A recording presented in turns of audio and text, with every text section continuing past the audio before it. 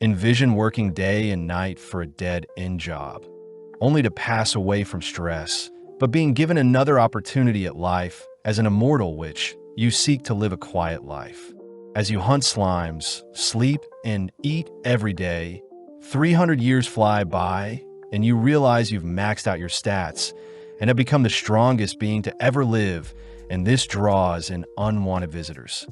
The anime opens with our MC Aizawa Azusa, a 27-year-old corporate slave working her life away without experiencing any romantic relationships. But suddenly one day Azusa collapsed due to overworking. Appearing before a goddess as a yellow orb, the goddess feels bad for Azusa, offering Azusa a carefree life with an immortal body. Reminding Azusa that mana will be used in her new world, the goddess sends Azusa off into the highlands, starting her off with a 17-year-old body.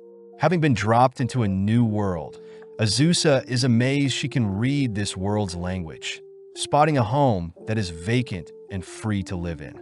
Admiring her new body, Azusa says she looks like a witch, exploring the home only to spot a field and a village nearby. Having been given a weapon and some coins, Azusa heads out, only to run into a slime. Unsheathing her sword, Azusa slashes at the slime, but the creature simply evades, retaliating with an attack but does no damage to Azusa. Going all out, Azusa slays the slime, only to notice a gem drop from it.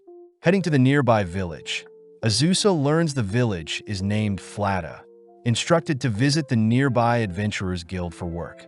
Greeting the receptionist, Azusa learns that Flata village is quite peaceful, with only slimes roaming the area. The receptionist tells Azusa that the gems she acquired are magical stones and can be exchanged for money, but first the receptionist checks Azusa's stats. Azusa confirms that she has the witch class with a level of 1, but the receptionist points out how lucky it is to have immortality at such a low level. Just like that, Azusa's life consists of her taking it easy, starting each day by sleeping in only to tend to her fields. When she needs exercise, she slays slimes, aiming for 25 every day, and visits the forest occasionally to acquire the exact herbs she needs, thanks to her witch skill, only to sell them to the nearby village. After indulging in the laid-back life for 300 years, Azusa is seen tapping the slimes, curious as to how strong she's grown over time. Heading into town, Azusa is well known by everyone, having frequently treated patients with her medicine and even fighting off a plague that struck the town. Grateful to be given so much attention, Azusa exchanges her magical stones, only to be asked by the receptionist Natalie how strong she is. Having not checked in 300 years, Azusa chooses to evaluate her stats, shocking Natalie when she sees Azusa is level 99. Refusing to believe she's grown so strong by defeating mere slimes, Natalie points out Azusa has an ability that boosts her experience points earned, explaining how Azusa acquired over 10 million points over time. This is equivalent to 4,380 dragons slayed, meaning Azusa must be the strongest in the world. But Azusa states she doesn't want this attention ruining her peaceful life. Azusa asks Natalie to promise not to leak her status to anyone, heading to a nearby waterfall, only to freeze the entire location with a single ice spell. Forced to accept her insane growth, Azusa uses ice and fire magic to freeze and thaw meals, but one day suddenly gets a knock at the door. Spotting 4 adventurers outside, Azusa is petrified to hear them call her the level 99 witch, failing to come up with an excuse to convince them otherwise. With no other choice, Azusa takes the 4 all at once, drawing a circle and asking them to leave quietly once they lose. Seeing the enemy casting a wind spell, Azusa attempts to mimic the spell, but accidentally unleashes a devastating tornado that ends their duel. Rushing to the guild, Azusa asks if Natalie had leaked her true level, learning that Ernst the Adventurer was the one who eavesdropped and leaked their earlier conversation. With word of Azusa's level spreading, Azusa is visited by the most powerful dragon of Nanterre, Laika, who challenges Azusa to a duel. When Azusa refuses, Laika threatens to rampage and destroy everything, forcing Azusa to accept. With Azusa donning her witch clothing, She takes flight to match Laika's wings, prompting Laika to unleash a fiery breath, only to be cancelled out by Azusa's ice magic. Impressed, Laika dashes forward clawing at Azusa, but upon seeing Laika trying to fire off another breath, Azusa simply freezes Laika's mouth. Falling out of the sky, Laika runs around mindlessly, accidentally destroying Azusa's house, forcing Azusa to knock Laika down with a single punch. Glaring at Laika, Azusa orders Laika to repair her house, something Laika agrees to do, asking for permission to retrieve funds from where they live. With Azusa warning Laika to not lie to her, Laika hurriedly flies off, leaving Azusa to head into town, seeing as her house is destroyed. As the town praises Azusa for fending off a dragon, Azusa chooses to stay at the Flata village office, thankful to be given the guest house. Azusa realizes the girl serving her was a young girl she saved in the past, choosing to accept the town's kindness and head to the Keen Eagle restaurant. Warmly greeted by the townsfolk, Azusa orders her usual omelette and beef stew, enjoying the delectable meal as the town celebrates Azusa the Great Witch of the Highlands. Waking up the next day, Azusa receives a visitor, asking who the redhead before her is, only to be stunned realizing Laika has changed into her human form. With Azusa confirming that Laika has indeed repaid her debt, Laika shyly asks to be Azusa's pupil, horrifying Azusa as she only got so strong fighting lowly slimes. Laika states she was naive to claim herself as the strongest, wishing to work diligently like Azusa and grow stronger. Azusa realizes that Laika could take over the cooking and cleaning, immediately taking Laika as her pupil, learning that Laika was born 300 years ago as well. Returning to her destroyed home, Azusa notes how they should expand to fit more people, prompting Laika to take over as she carries over some resources, immediately working on the overall foundation and structure of their new house. As it gets dark, Laika says she'll work all night and finish in the morning, but Azusa stops Laika, demanding Laika to not overexert herself. Touched by Azusa's words, Laika is grateful to her master, both clocking out for the day, only to return in the coming days to finish up.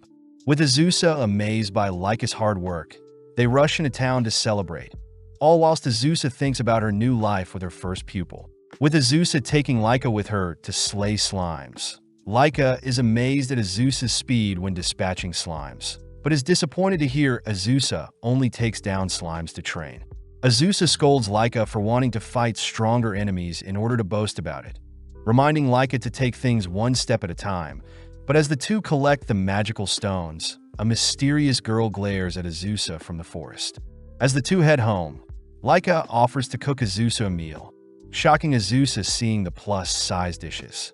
As the two dig in, Azusa says they'll rotate chores, asking Laika if she has any questions for her, intrigued to hear Laika fears for the nearby village. Laika says she fears an evil mage or other monsters attacking the village will be more likely, especially since Azusa's mighty status will draw in others across the world, making the village one of Azusa's weak points. Laika suggests that they create their own magic, both heading to a cliff only for Laika to draw up a magic circle for Azusa to use. Positioning herself in the middle of the magic circle, Azusa infuses the circle with her mana, casting a powerful barrier over the nearby village.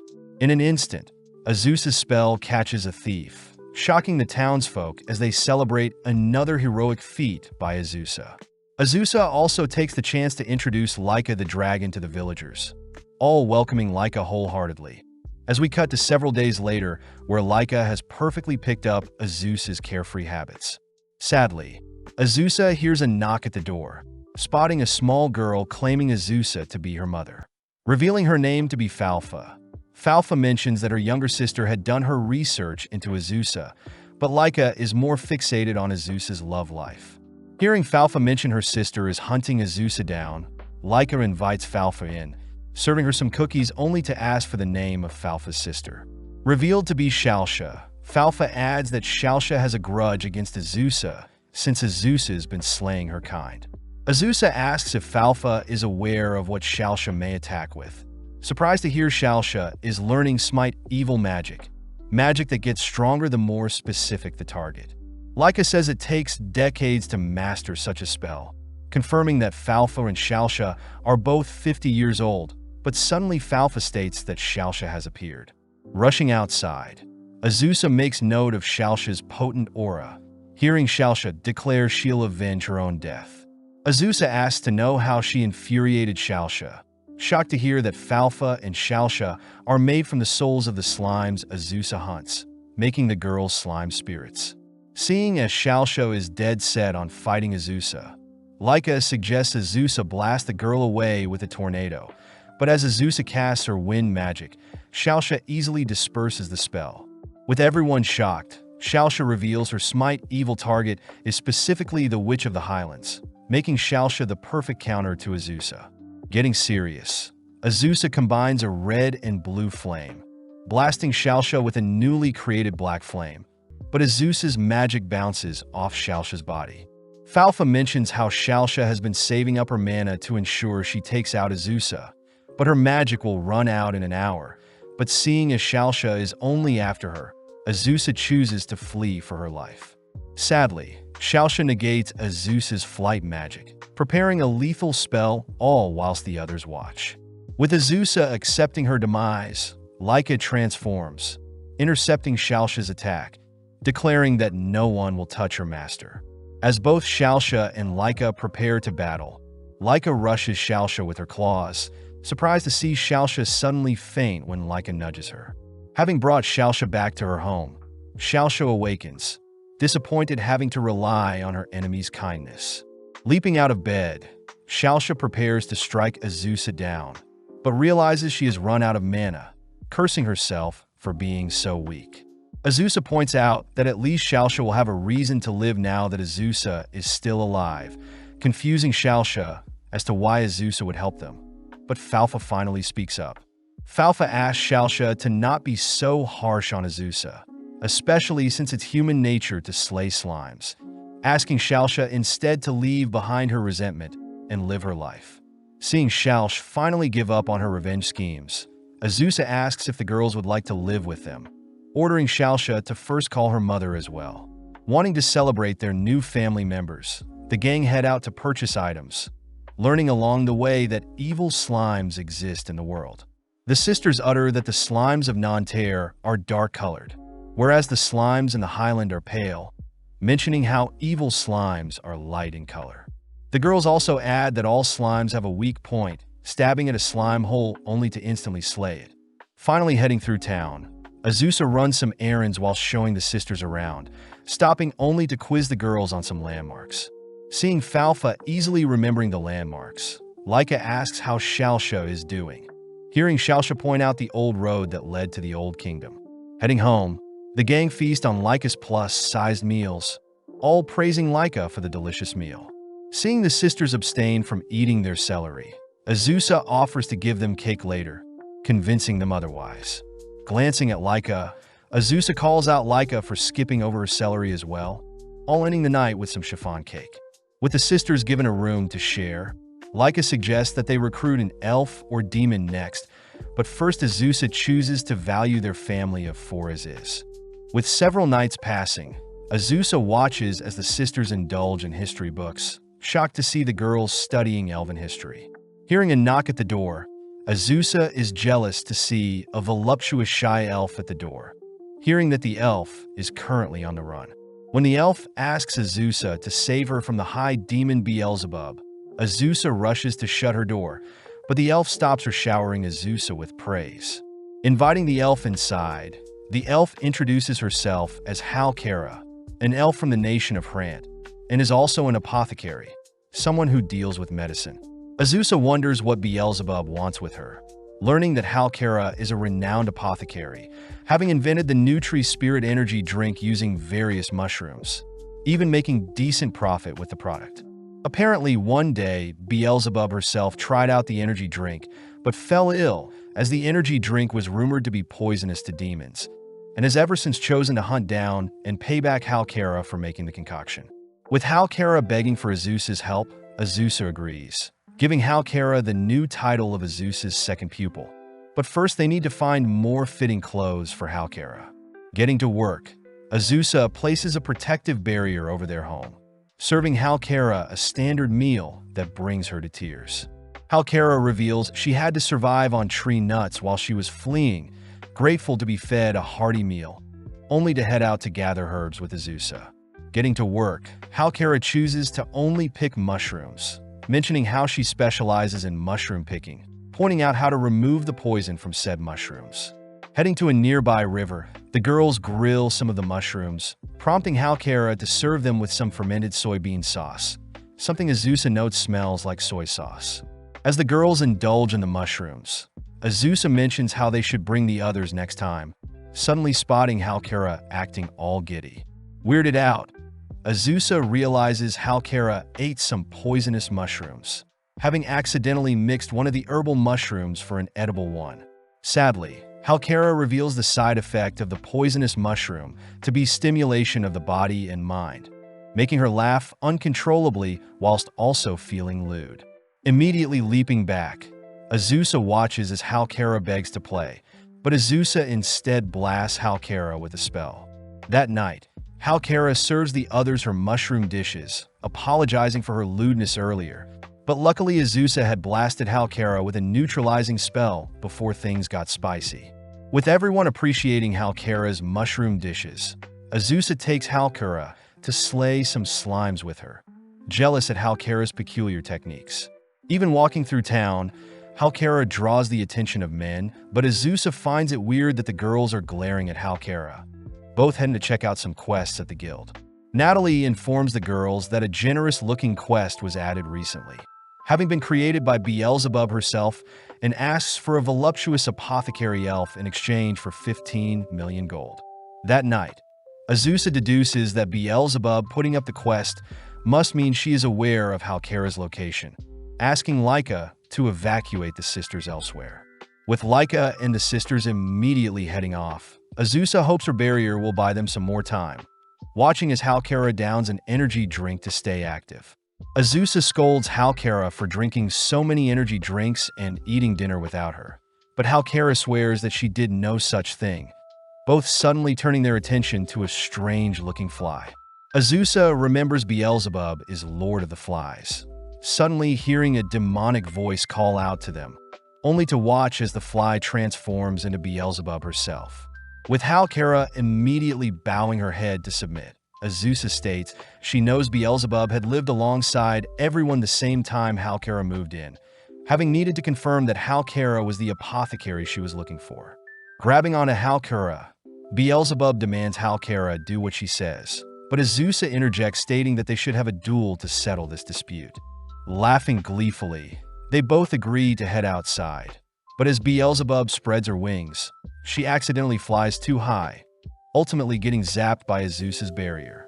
Hearing Beelzebub refuse to give up, Azusa suggests that they reschedule their duel, but out of nowhere, Beelzebub begins to quiver, suddenly falling unconscious. Placing her in one of the beds, Azusa prepares a healing spell, wondering if healing magic would work on a demon, but is relieved to see Beelzebub's pain go away. Waking up, Beelzebub thanks Azusa for saving her, asking to have more of Halkara's energy drink when she is better, confusing Azusa.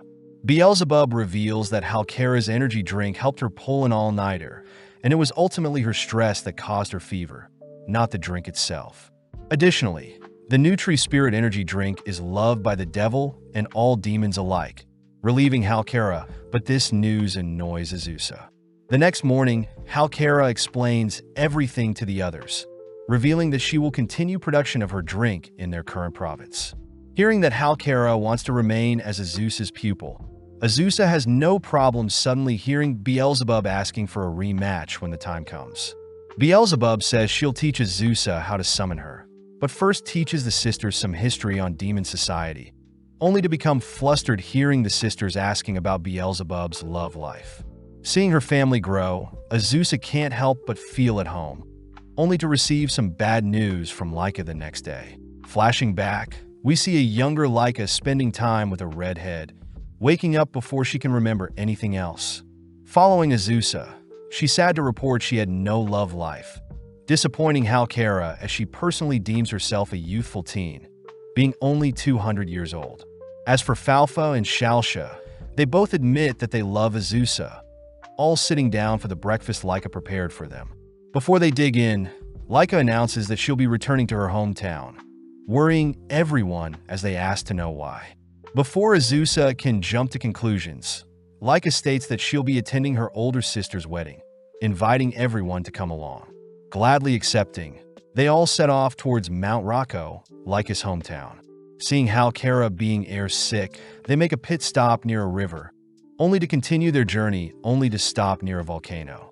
Having arrived at the first venue, the gang are amazed to see a gathering of red dragons. But suddenly, some acquaintances greet Laika, girls that Laika used to go to an all-girls school with.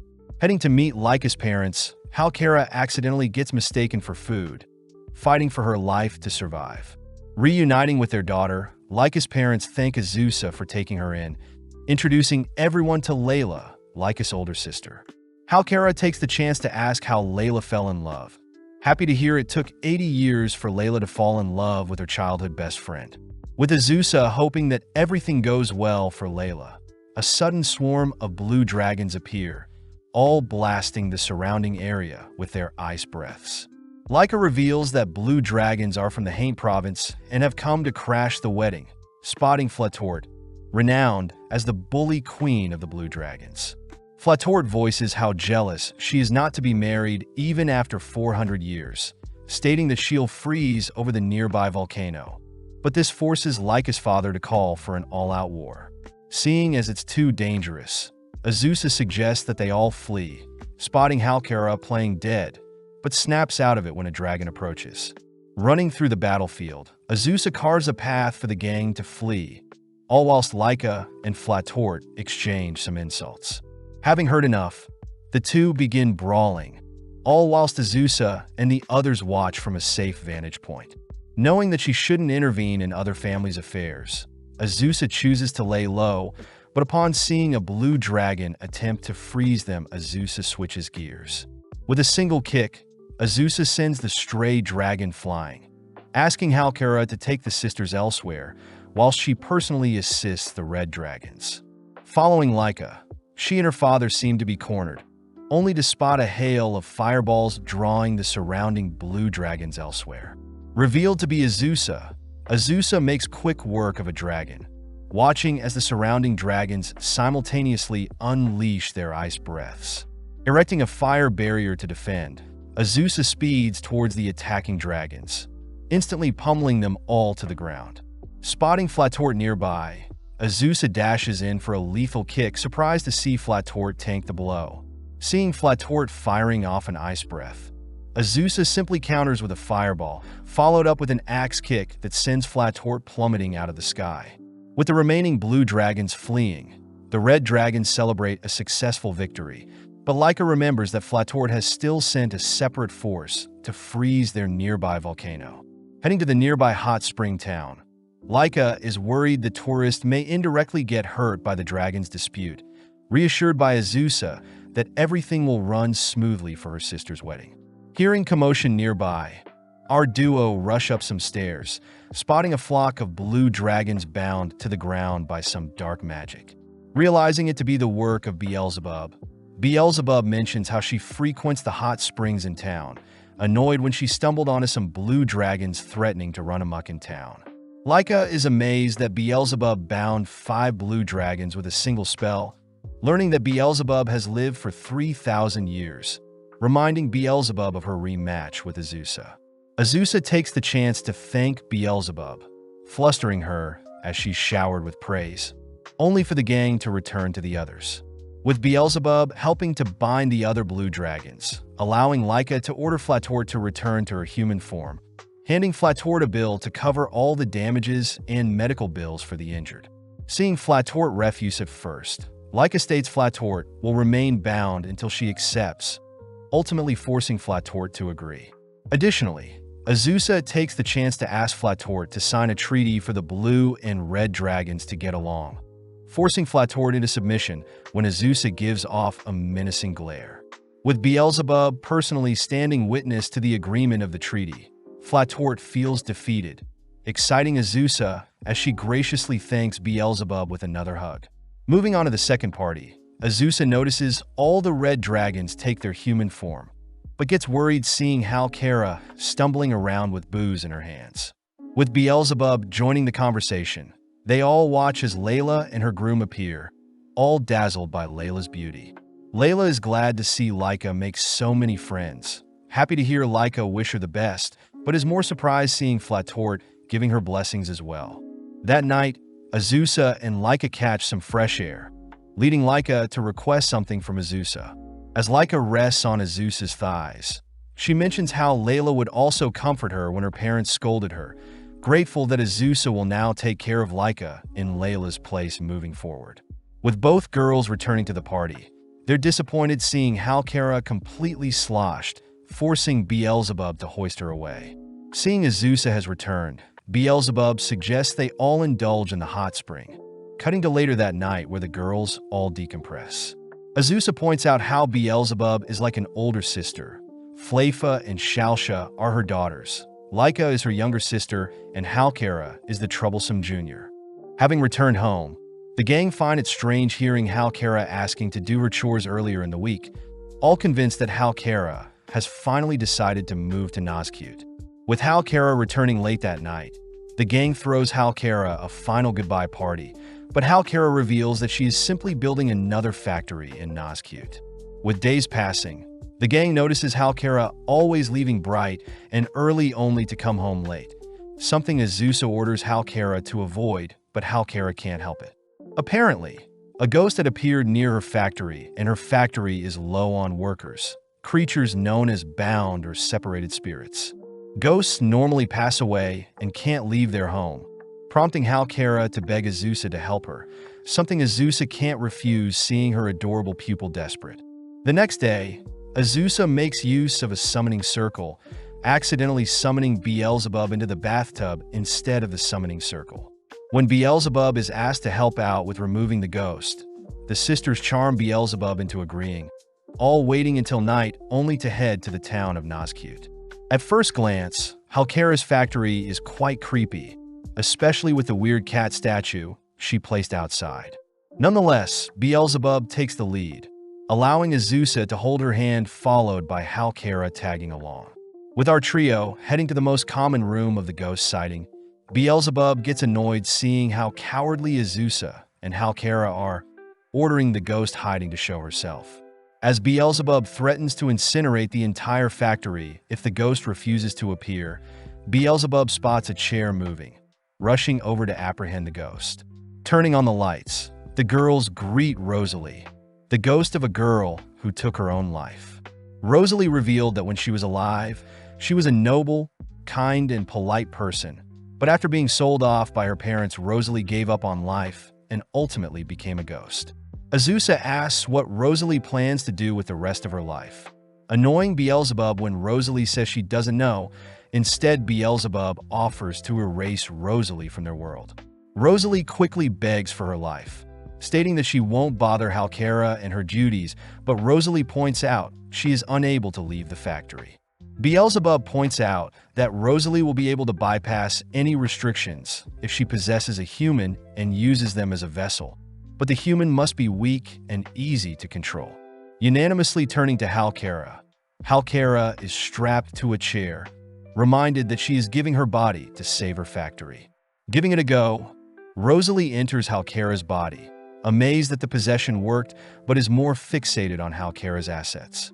Azusa suggests that they move Rosalie to their home, wanting to give Rosalie the life she never got when she was alive, a remark that makes Rosalie cry, swearing to be Azusa's sister for life. Introducing Rosalie to everyone else, Beelzebub chooses to head to sleep first, leaving Rosalie to show everyone what she can do. Sadly, Rosalie fails to leave Halkara's body, something Beelzebub believes is due to Rosalie and Halkara's perfect compatibility. Beelzebub points out that Halkara will lose her body if Rosalie spends too long in her, and sadly Rosalie can't take her life since it would mean Halkara will pass as well. Brainstorming some ideas, the girls first try shaking Rosalie out, failing only to try and knock Rosalie out, but when that doesn't work, the gang tries scaring Rosalie out. Up in the sky, Laika flies Rosalie up very high, trying to scare Rosalie out, but she fails to separate from Halkera's body. Next, Laika flips upside down, dumping Rosalie to fall to her doom, but catches her before she hits the ground. Trying various tactics, the gang tries scaring Rosalie with demonic summons, tying and sending her down a river, and even getting a priest to try and separate them, but ultimately no luck. Seeing as they're running out of time, Azusa wonders if Halkera will return if Rosalie is put to sleep, pouring a glass of wine only to have Rosalie drink it. In an instant, Rosalie knocks out, allowing Halkera to reclaim her body, having not remembered anything since she was possessed. Now all the gang needs to do is wake Rosalie up as well, prompting Beelzebub to toss Rosalie into an ice bath, ejecting Rosalie from Halkera. Now officially welcomed into the family, Rosalie apologizes for causing all the rumors at Halkera's factory, but when Rosalie shows off her psychic abilities to move things with her mind, Azusa gets an idea. Heading back to Nazcute, Rosalie clears up any evil hauntings by helping to clean up the town, forever grateful to Azusa, seeing as she has found new purpose even after death. A few days later, Beelzebub announces that Azusa will be receiving a Demon Medal of Honor, praise for ending the dispute between the red and blue dragons. With Azusa accepting the award, the gang are shocked to hear the ceremony will be held in the demon realm, reassured by Beelzebub that demons are well-mannered creatures, and as long as they all show respect, there should be no issues. As the gang all collectively watch Halkera scoffing down her food, Halkera is later seen quivering at the thought of being around demons, wondering if she could fake being sick on the day. Azusa announces that they'll need formal dresses, asking if Rosalie would need to buy a new dress, but realizes that neither them nor Rosalie knows how to change out of her clothing. With Shaosha suggesting to visit a ghost specialist, the gang head to a strange hut in the woods, learning from an old man that the appearance of a ghost along with its clothes can't be changed since it's a manifestation of her past life. Heading into town, the gang wonder if Rosalie can reimagine a new outfit, something Rosalie says she can't. When Rosalie reassures everyone she'll be fine wearing the same clothes for the rest of her life, Azusa asks Rosalie to be more honest with herself, happy to hear Rosalie would like to wear a dress like everyone else. Getting to work, Azusa makes use of her create magic spell, working through the night to come up with a solution for Rosalie. The next morning, Azusa asks Rosalie to imagine herself wearing a dress, asking Rosalie to believe in her. With days passing by, Rosalie imagines a world where she has donned the dress Azusa has shown her, giving Azusa space to work on a new spell, only to have Rosalie and herself stand in different magic circles with the dress placed in the middle. Channeling mana into the magic circle, Rosalie is encased with magic, re-emerging with an outfit change fit for a ceremony. Azusa says she had worked on a spell that changed her image of Rosalie, but suddenly a massive floating creature appears, having been called by Beelzebub to pick up the girls for the ceremony. Beelzebub mentions their ride is a Leviathan, all amazed to see the creature house a building on its back. As the gang explores the luxury rooms provided, Beelzebub is proud to announce they have their own hot spring, but suddenly demands to know why one of her employees is slacking off. Apologizing and introducing herself as Vania the Leviathan, Vania gets dressed all whilst Beelzebub warns the gang not to bathe in the demon hot spring too long as the waters will melt them. Meeting back up with Vania, Vania reveals that her older sister Fatla is currently carrying them, and that Fatla and herself normally take turns to transport passengers and serve the guest meals. Vania takes the chance to announce their meals will primarily be poultry, all admiring the surrounding view as Beelzebub wraps up a tour of the building. As they all head to dinner, Vania serves up various poultry and vegetable dishes, impressing everyone as they admire the valuable ingredients used to create such dishes. With the gang decompressing in the hot spring, they all head to bed, but outside we spot Rosalie admiring the view. Looking off into the endless abyss that is the demon realm, Rosalie notices Halkera has woken up, having wanted some fresh air. Rosalie thanks Halkera once again for helping her explore the greater world, but Halkera reminds Rosalie that their family and such things are natural, heading off to take another bath before going to bed. The next morning, Azusa is glad to see everyone in such high spirits, horrified upon learning that Halkara was last heard visiting the hot spring while sleepy. Luckily, Halkara had fallen asleep under the bed. Cutting to later that morning, where Beelzebub introduces everyone to the royal capital of Vanzeld, mentioning how the gang will first meet the Demon King before the ceremony. Scared stiff, Azusa double-checks she wasn't hearing things, horrified upon confirming that they're heading to meet the Demon King now. Landing in the city of Vanzeld, the gang are escorted by carriage, spotting all types of demons that resemble both humans and animals. Arriving at Vanzeld Castle, Azusa finds an excuse to avoid meeting the Demon King, but Beelzebub reminds everyone that the Demon King wants to personally meet them. Upon entering the castle, the gang spot a maze-like structure, learning that the maze is meant to trick attackers or intruders, but luckily Beelzebub has no issues escorting everyone through the maze. Now in front of the throne room, Beelzebub reassures everyone that the Demon King is quite easygoing, opening a pair of massive doors, only to lay eyes on the jaw-dropping throne room. Before the gang can reach the center of the room, a small demon girl excitedly greets everyone, first shaking Azusa's hand only to move on to Halkara. Having accidentally squeezed too tight, the demon girl heals Halkara, but Halkara asks that the demon girl leave them alone, fearing that the Demon King is waiting for them. Leica points out how the throne is currently vacant, all hearing as Beelzebub announces that the Demon King is standing right in front of them, revealed to be the demon girl, Demon King Provapicaralies. Immediately bowing her head, Halkara apologizes for being so rude, relieved to hear Pakara won't take anything to heart. Rushing to raise her head, Halkara accidentally knocks out Pakara with the head, but prompting the demon's guards to surround the girls as Halkara is ultimately imprisoned, set to be executed, and her village may be offered as collateral. With the gang locked up as well, they quiver learning that they may be punished as well, but Azusa remembers Beelzebub suggesting that the gang wake up Pakara as only the Demon King can overturn sentences. Creating a plan, Azusa first gathers some hot water and tea set. Next, Azusa has Rosalie scout their surroundings, confirming that a garden is nearby that may house the plants Azusa is looking for.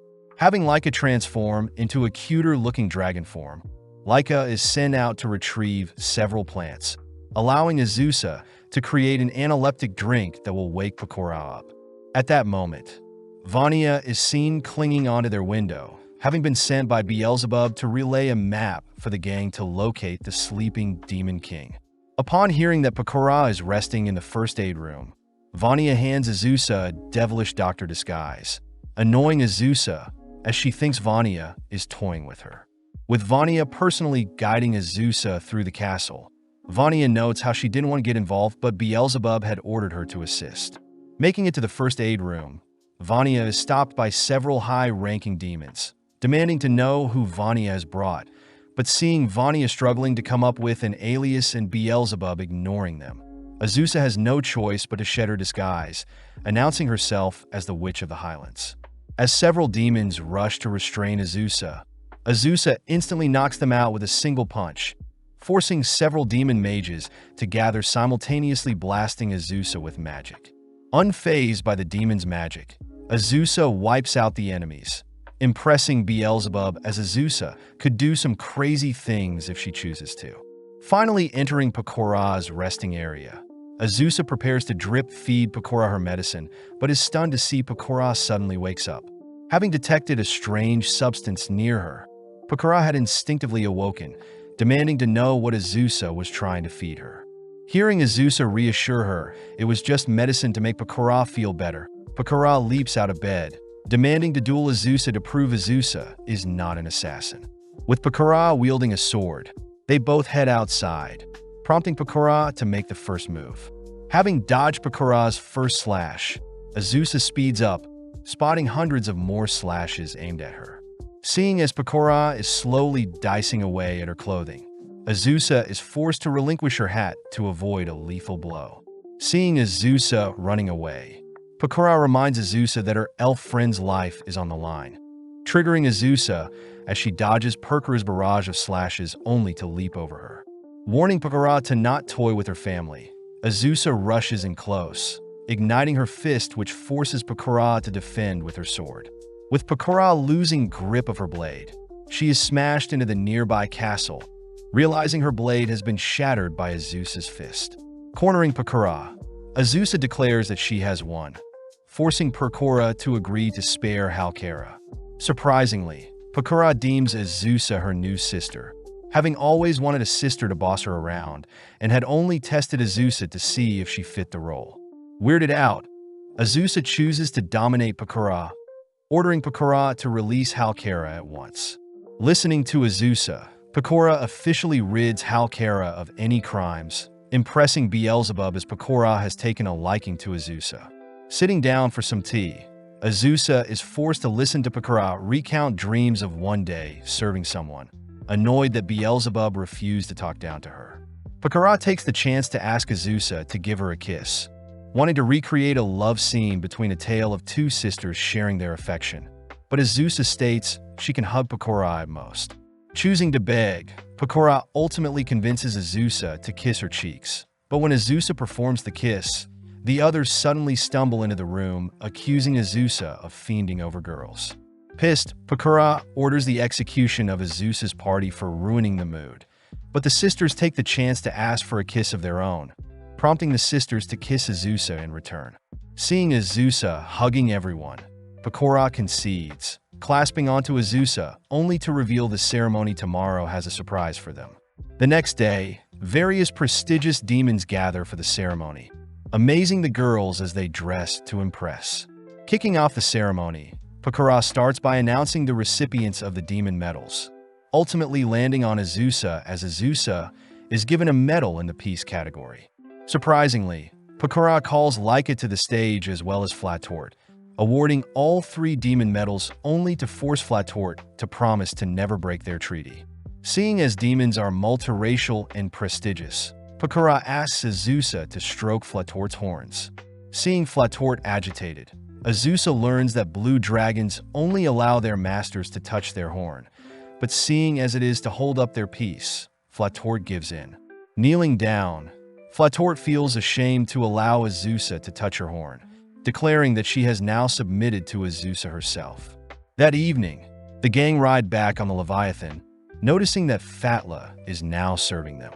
Azusa does wonder why Flatort is riding home with them, learning that since she is now Flatort's master, Flatort must accompany Azusa wherever she goes. As Fatla returns with some drinks, she accidentally trips, forcing Flatort to intercept, getting doused in order to protect Azusa.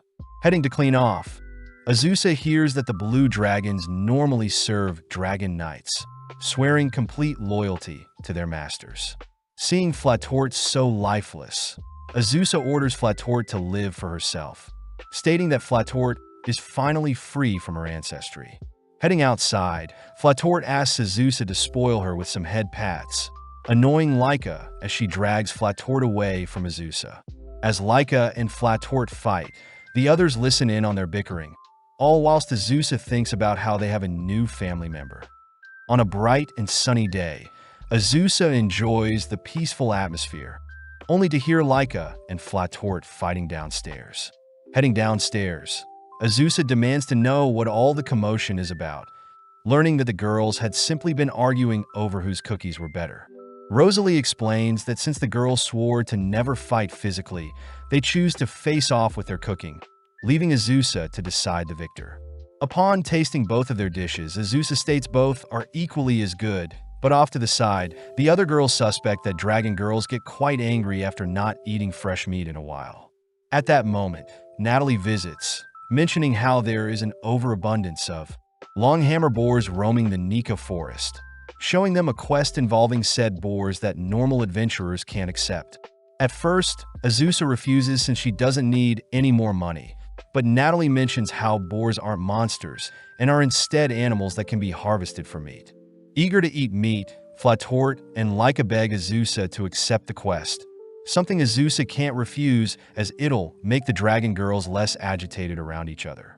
Immediately setting out to the Nika forest, Flatort and Laika are in high spirits, but Azusa notes how the terrain is steep, favoring the boars.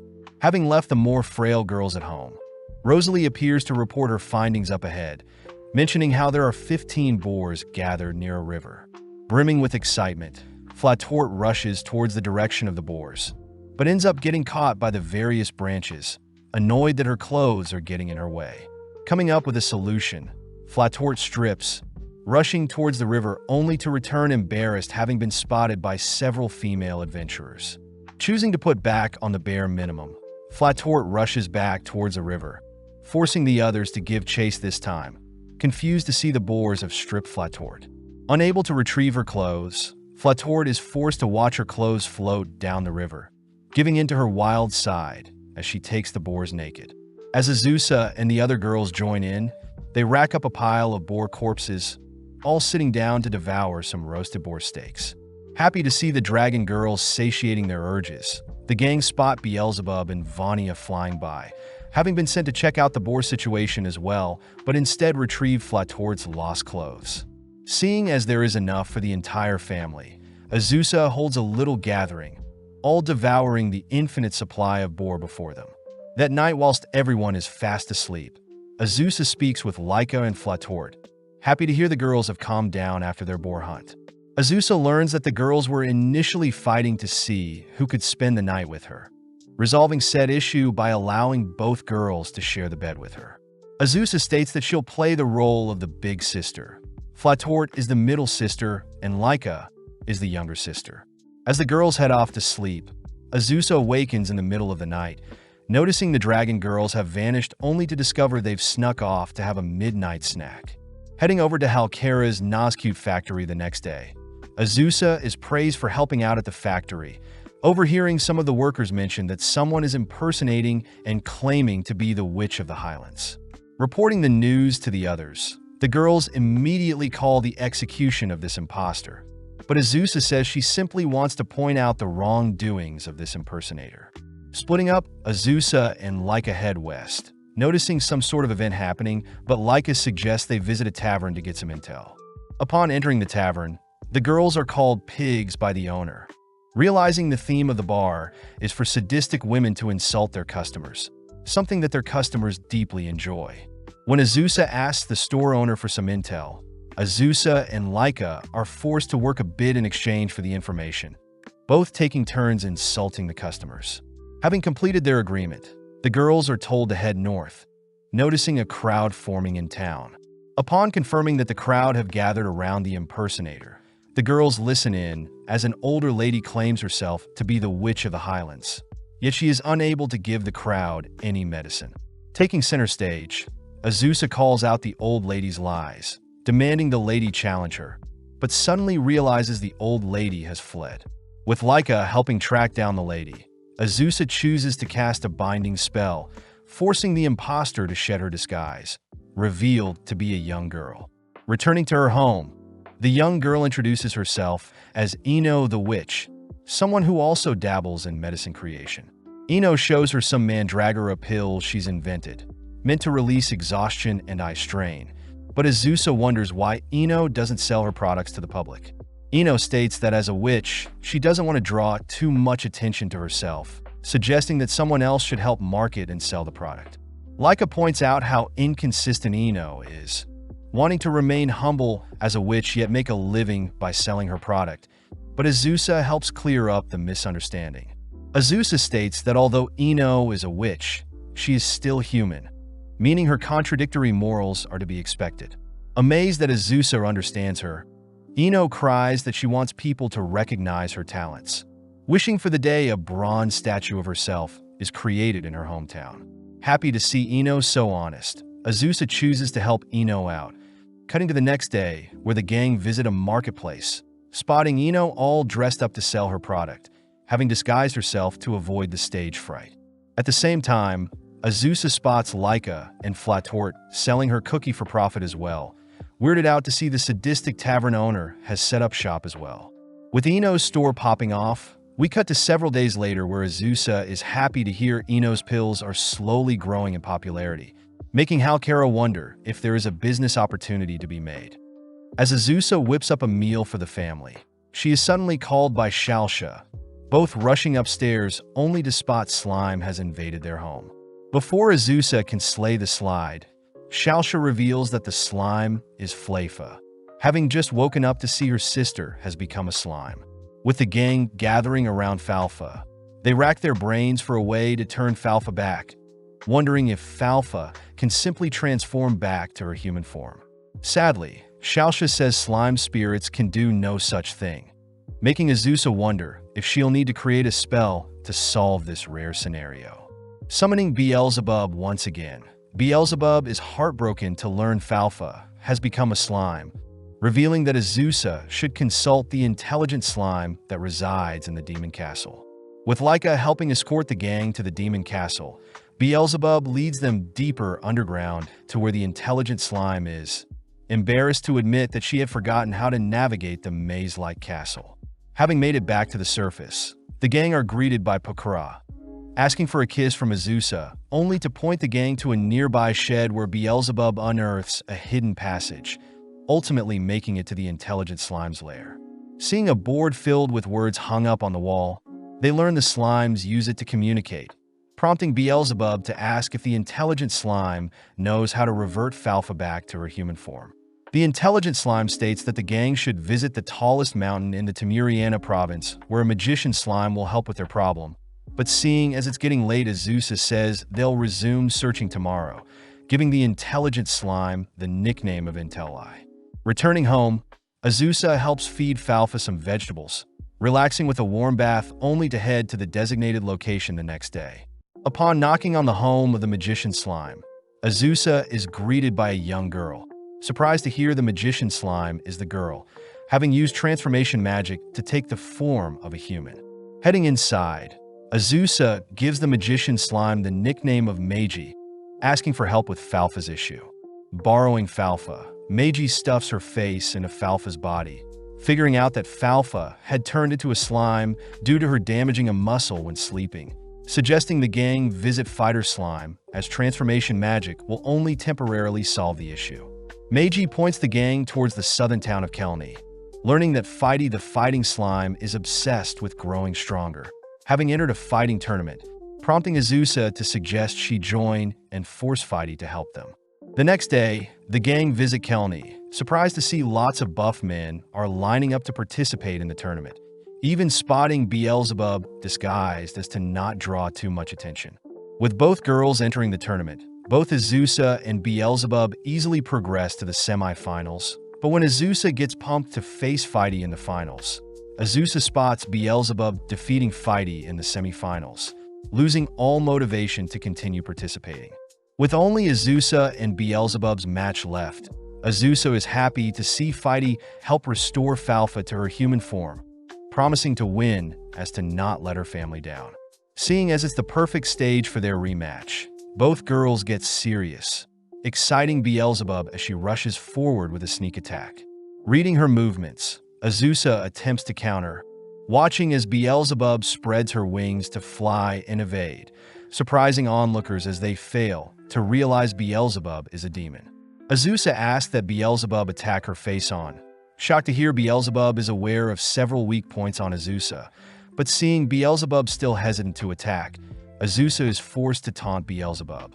Angry, Beelzebub dives head first at Azusa, but as the smoke clears, it's revealed that Azusa had stopped the attack by grasping onto Beelzebub's cheeks. Now on even footing, Azusa dashes in close for a punch, blocked by Beelzebub, who retaliates with a flurry of attacks.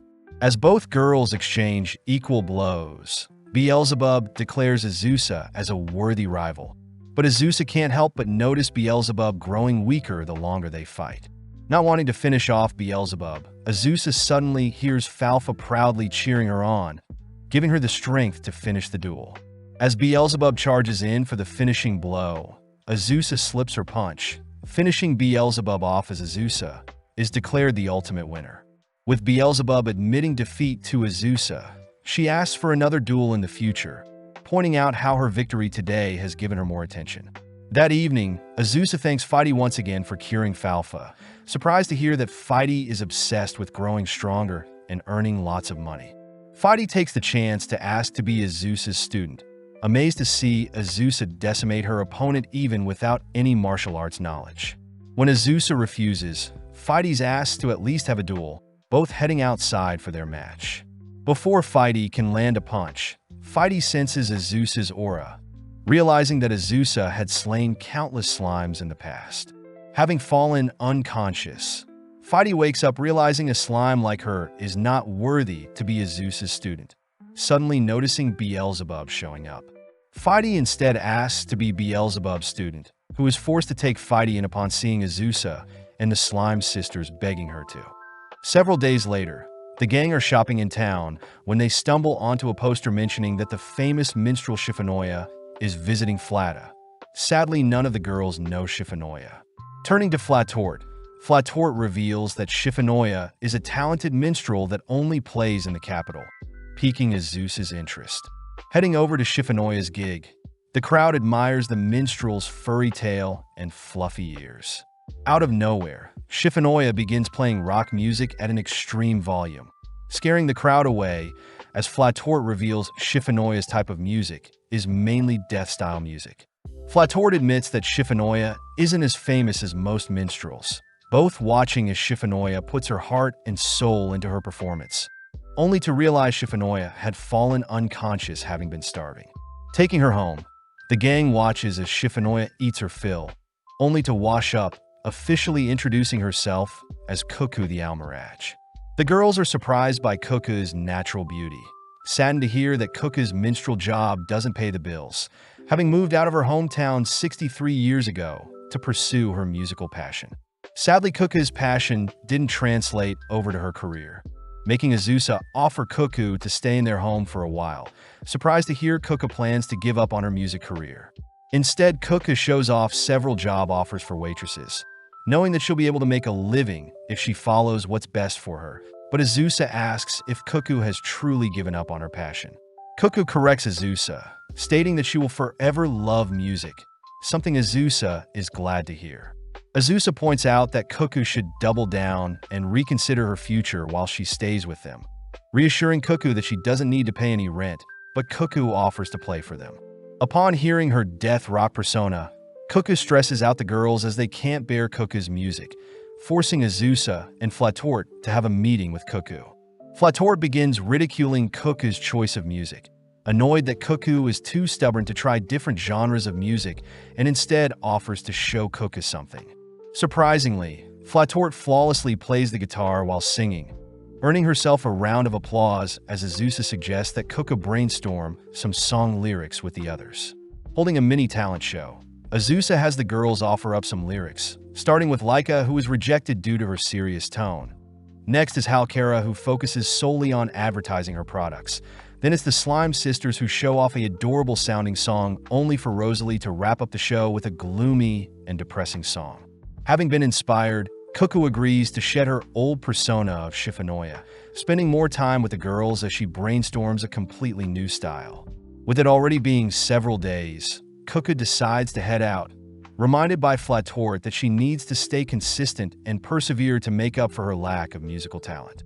At that moment, Beelzebub appears, asking to drink with everyone since it's her day off, giving Cuckoo the perfect chance to show everyone what she's been working on. Running through her songs, Beelzebub is amazed, officially inviting Cuckoo to Vanzeld's Music Festival, where Cuckoo will be performing for 20,000 people. With the gang flown over to the Demon Castle by Fatla, Cuckoo makes preparations for the festival, all whilst the girls explore the town. Returning that evening, Azusa spots Cuckoo more demoralized than ever, especially after seeing the venue's size. Speaking up, Flatort reassures Cuckoo she'll be fine, inspiring Cuckoo to give it her all. That night, the gang stand amongst the crowd as Cuckoo takes center stage. Nervous at first, but upon seeing the girls cheering her on, Cuckoo eases up. In mere moments, Cuckoo's music captivates the crowd, all hypnotized by Cuckoo's catchy lyrics. Throwing Cuckoo an after-party to celebrate her growth as a human, Cuckoo is unable to express her gratitude, hearing from Beelzebub that she has already received hundreds of requests to play in the capital. Before the night wraps up, Flatort expresses how she feels about Cuckoo's perseverance as an artist through her own death punk song, bringing Cuckoo to tears as she considers Flatort her master for life. Seeing as it's a perfect day, Halkara heads out to farm some mushrooms, throwing a barbecue to cheer everyone up.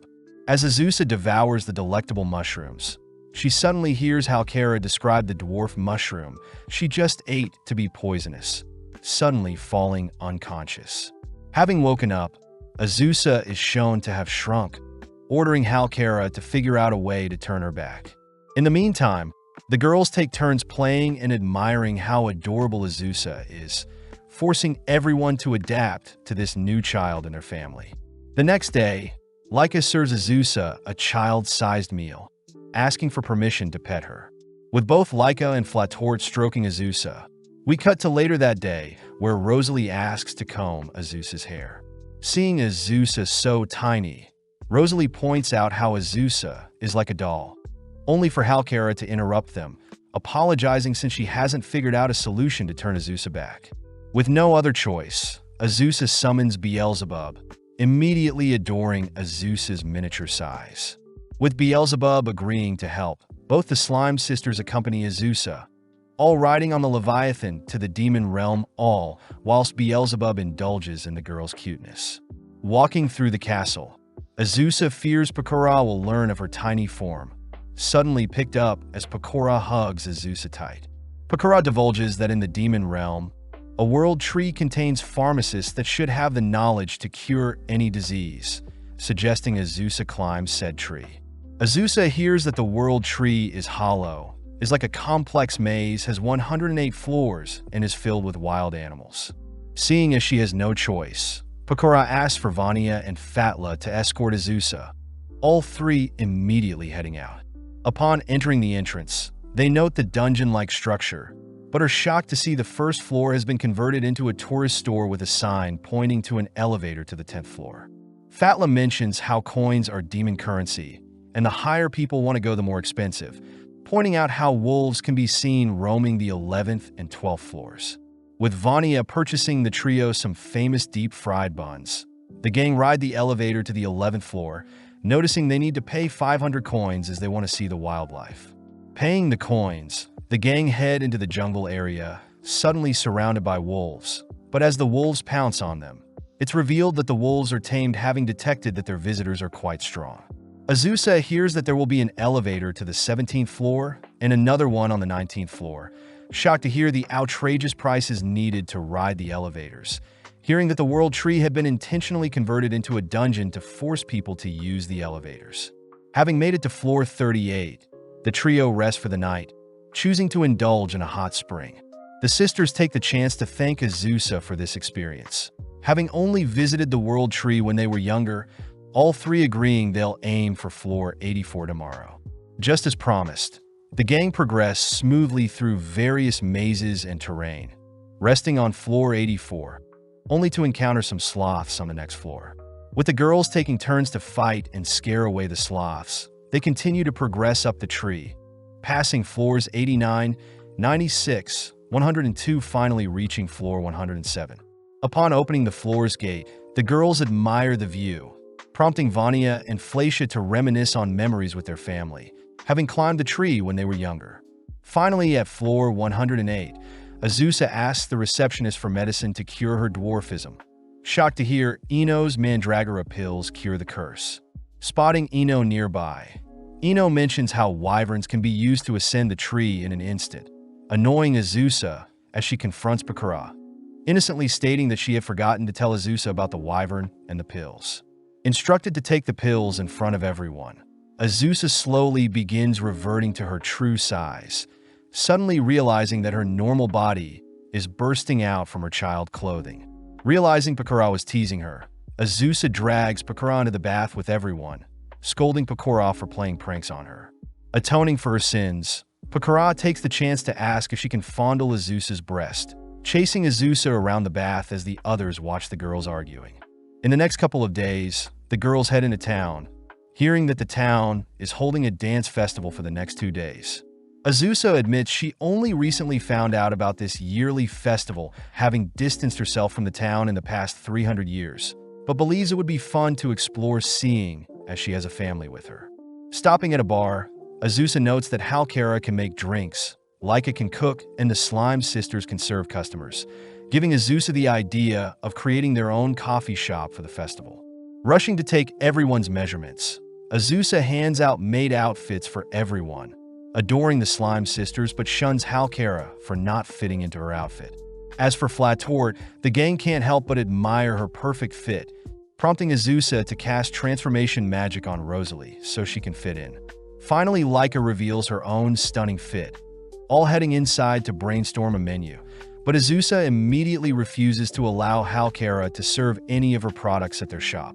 Hearing the Dragon Girls fighting, Azusa shoots down Laika's omelet eating challenge idea along with Flatort's all-you-can-eat meat course, choosing to come up with the menu herself. As the girls work together to convert their home into a coffee shop, they head into town that evening, all handing out flyers in preparation for the opening of their witch's house.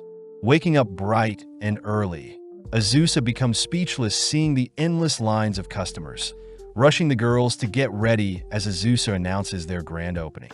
Upon seating the customers, the girls get to work, all individually drawing the attention of each customer as they each show their own unique gifts and talents, pumping Azusa up as she sees the customers are enjoying the food and atmosphere. With Shalsha manning the cash register, Azusa watches as the girls speed up the service, only for Azusa to notice Beelzebub has lined up.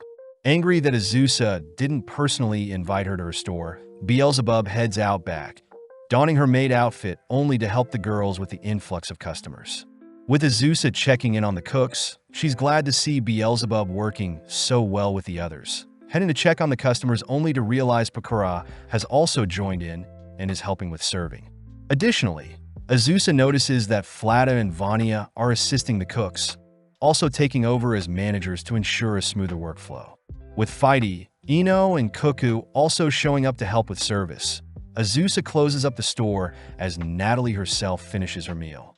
With Pakora and the Leviathan sisters leaving, the gang clean up, all celebrating a successful day, as Azusa reflects on how much she's changed since she's met everyone. In the morning, Azusa and Laika return to their usual routines, hunting slimes only to make plans to attend the final day of the dance festival. The season ends with the girls all offering to show Azusa their dance skills, only for Azusa to hear a knock at the door, graciously greeting their next visitor. Continuing from the previous season, we follow the girls going through their morning routine, with Azusa waking up bright and early only to head outside passing by Rosalie. After washing her face with Shalsha and Falfa, we see Laika preparing breakfast whilst Rosalie sets the plates, eventually handing the cooking tools over to Azusa. Checking on Flatort, Azusa hurries Flatort out of bed, all finally sitting down together as a family for their usual breakfast. The girls compliment Laika's new bread recipe, a recipe Laika reveals has both honey and cheese to give the sweet and salty taste. Seeing the sunny day, Azusa says she'll be traveling south today, asking Laika to give her a ride, prompting Halkara to utter she'll come along to gather mushrooms. Rosalie wonders why Azusa is visiting the south, hearing that Azusa is in need of some herbs to make more medicine. But as we cut to later that day, we see our trio standing in a wheat field, exciting Azusa, as this means she'll get to savor rice in this world as well. Turning to the side, Azusa asks what plants are growing besides the wheat, surprised to hear that red bean plants are also quite abundant, resembling Azuki beans from a previous life. Getting an idea, the gang return home with items they've gathered, leading Azusa to announce she'll be making something sweet for the Slime Sisters. First, Azusa will use the beans to make red bean paste, and seeing as the Slime Sisters along with Flatort are asleep, the girls hurry to surprise them. Working together, the girls knead some dough, boil the red beans, shape and stuff some buns only to steam the red bean buns. Sadly, upon inspecting their work, the girls are weirded out by the strange-looking buns, making Azusa wonder how they can fix things. After a second attempt, the girls realize their buns are too dry, all surprised to see Flator has awoken and is advising the girls to add more moisture to the buns. Azusa declares they'll continue to try until they succeed, all taking roles to help craft the dessert. But this time as Azusa opens the steam basket, the girls celebrate seeing as they've succeeded. Right on cue, the smell from the buns draws in the Slime Sisters, prompting Azusa to tell the girls that the buns are called manju and have a sweet surprise inside of them. As the sisters bite into the fluffy treats, they both exclaim how sweet it tastes, relieving Azusa as her hard work paid off. With the other girls digging in, Halkara wonders if they could sell the buns, all whilst the slime sisters comment that the buns look like slimes, giving Azusa an idea. Moving forward in time, we see Azusa set up a mini stand in town selling her new slime buns, an item that attracts the townsfolk along with Natalie herself. Falfa takes charge by giving out some free samples, managing to please Natalie and several others, and this ends up convincing the customers to swarm the stand, all demanding to bulk buy boxes of the buns.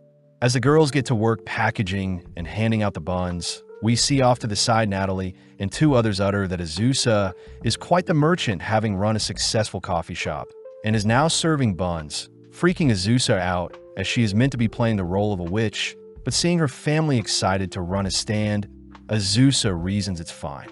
That evening, the girls toast to a successful day of sales, all impressed at their store being a hit, but Halkara brings up the idea of having stamp cards to help draw and repeat customers. Seeing the stamp card, Xiaoxia utters that the stamp card belongs to the goddess Megamega, being quite popular nowadays, seeing as the goddess tends to meet people in person, and this usually brings good fortune to those who meet her or attend her shows.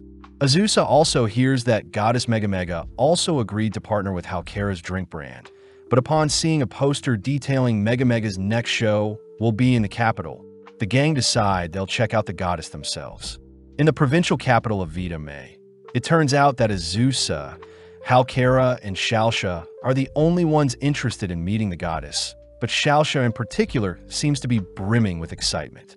Azusa takes the chance to ask what gods Xiaoxia love, prompting Xiaoxia to begin lecturing the girls on the existence of gods and when they were first discovered 1500 years ago. But as the trio continue through town, they all spot hundreds of flyers for Megamega's show. Heading to the event venue, the trio are seated amongst the crowd, but as the room lights go dim, the crowd begins to roar, all holding up Megamega memorabilia. With the curtains opening, Azusa suddenly spots a familiar-looking face ascend the stage, screaming out loud as Azusa realizes Megamega is the goddess that reincarnated her.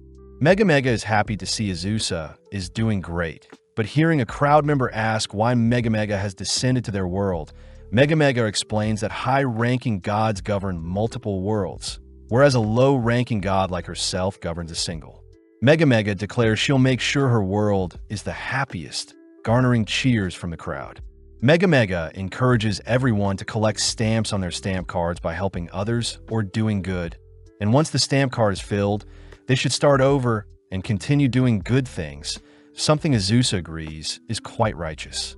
As the event ends, Azusa is asked to have a private chat with Megamega, choosing to separate with the girls only to head toward the goddess's green room alone. Deep in thought, Azusa wonders if her immortality along with her witch status is something the goddess wants to speak to her about, beginning to panic as she doesn't want her current life to change.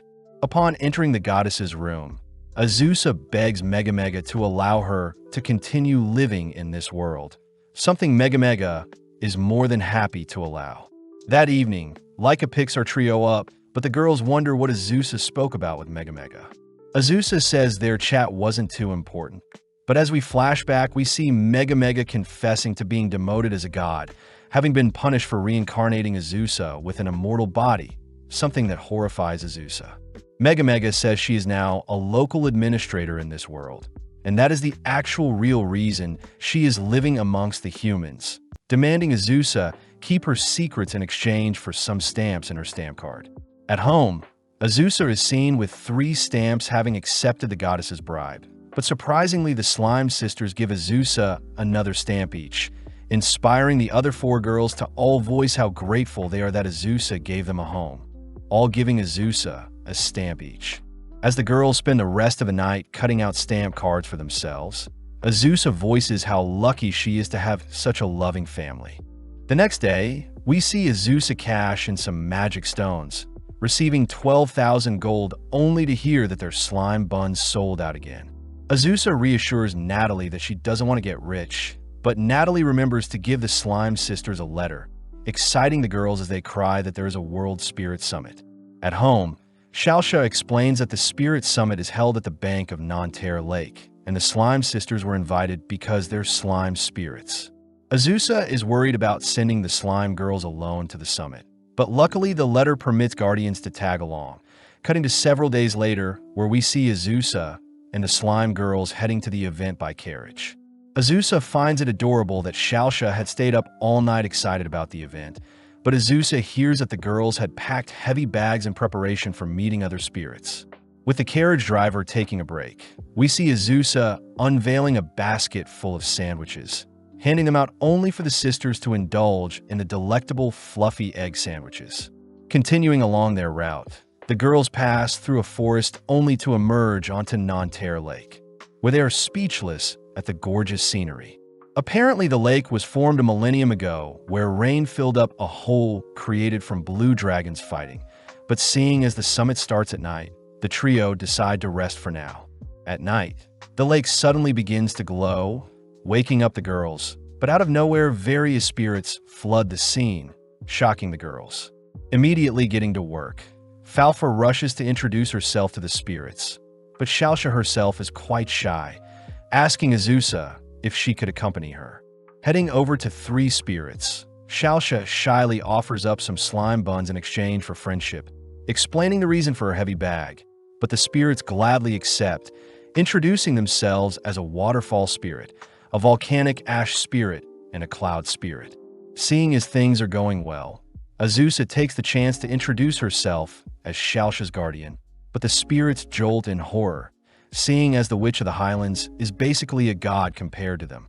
Azusa cries that she isn't a scary person, but Azusa soon realizes the 3 spirits love to gossip and share rumors they've heard, especially regarding undying entities that reek in the south. As the spirits continue to chat, Azusa wonders when the event will begin, but out of nowhere the spirits bid farewell, all suddenly disappearing. From the lake, a lady appears, declaring that the summit has concluded and that the whole event is to encourage spirits to chat with one another. Falfa says she loved the event, but Xiaoxia wished there were more things to do, but the lady admits the original summit had to be changed and shortened, seeing as most spirits weren't interested. The lady apologizes for the late introduction, introducing herself as Yufufu the Droplet Spirit, uttering that she was the one who sent out the invitations. Yufufu says she was excited to meet the Slime Sisters, inviting the girls over to her home, only to serve up a meal for the gang as they chat. With the sisters knocking out first, Yufufu serves Azusa some tea, only to have a private chat with her. Yufufu admits she wanted to speak with Azusa herself, having heard that Azusa has created a family where many girls can rely on her, but Azusa herself seems quite lonely at times as she doesn't have anyone to rely on. Pulling Azusa in for a hug, Yufufu offers to be Azusa's mother, commenting how proud she is for all Azusa's done. Just like that, Azusa heads to bed only to awaken the next day, greeting the Slime Sisters. But Azusa gets embarrassed seeing as her clothes are wet, something Yufufu admits to doing, seeing as Azusa got wet when she hugged Yufufu, the Droplet Spirit. With the trio departing, Azusa is glad to have found a mother figure in her life. But as they all head home, Azusa wonders why Pecora and the others are in her home. Pecora innocently asks to try Azusa's slime buns, feeding Azusa some cookies she baked herself, only to celebrate seeing as Azusa loves her cookies. Azusa learns that Pecora and the girls are visiting as they were investigating sightings of undeads nearby, still not too sure whether these creatures are ghosts or demons, and seeing as the demons govern them, Pecora and the girls are here to ensure the humans don't run into them and attack them. Pecora asks Azusa to help them, annoying Azusa, but with Rosalie and the Slime Sisters convincing Azusa otherwise, Azusa, Beelzebub, and Vania all head into town. With a few minutes passing, we see Fatla flying over town only to sprinkle various flyers offering up a reward to anyone that can point the girls towards the undeads, a tactic Beelzebub and Pecora came up with, seeing as it would take too long if they did it themselves. At the same time, we see Fighty arrive on the scene, having been ordered by Beelzebub to hand out flyers as well, but Azusa worries that Fighty is pushing her body too much and is too desperate for money. That evening, Fighty refuels, all whilst Beelzebub seems embarrassed seeing as her flyers have not given them any leads, But upon reading that undeads never age and appear dead and alive, Azusa remembers the rumors about entities being spotted in the south, discussed amongst the three spirits. Immediately heading south, the gang stumble onto a village, remembering that undeads love rotten fruit, but upon seeing an older lady carrying around some rotten fruit, the gang decide to follow her. The lady is seen visiting a house, calling out to Pondeli, but the person that answers the call seems to be an exhausted cat girl, having stayed up all night. Seeing as Pondeli isn't what they're looking for, Azusa suddenly finds something strange about how the girl is speaking, all waiting for the lady to leave only to knock on the house themselves. Azusa pretends to be delivering something, prompting Pondeli to open her door, suddenly freaking out seeing strangers, but Beelzebub has already wedged her feet between the door. Beelzebub declares Pondeli to be the undead she's looking for, but when Pondeli denies the claim, Beelzebub threatens to cast a purifying spell on her to check. Pondeli eventually gives in, inviting the gang into her home only to admit she has been an undead for 40 years, having originally lived in the capital. Pondeli states that she spent too much time lazing around and eventually forgot to eat and passed away, but luckily Pondeli magically became an undead. Pondeli is grateful that she now has all the time in the world to laze around and not work, even choosing to monitor the gravestones nearby to ensure they don't fall over, but the girls still point out how pathetic Pondeli sounds. Pondeli utters that a downside of being an undead is that she has no one to play with as her friends all grow up and leave her, but Fighty mentions how training alone is a must to get strong. Butting in, Beelzebub declares Pondeli must move to the fortress city Vanzeld in the demon realm, seeing as undeads must live under the jurisdiction of the demons, plus Pondeli can make friends whilst living her new life. Hearing that she'll have to get back to work, Pondeli refuses to leave, but Beelzebub challenges Pondeli to a game, and if Pondeli loses, she must obey Beelzebub. Sadly, Pondeli easily destroys Beelzebub, but Azusa suddenly gets an idea, suggesting that Pondeli set up a gaming store in the demon realm. That way Pondeli can make money gaming, whilst resting when there are no customers, an idea that satisfies all parties.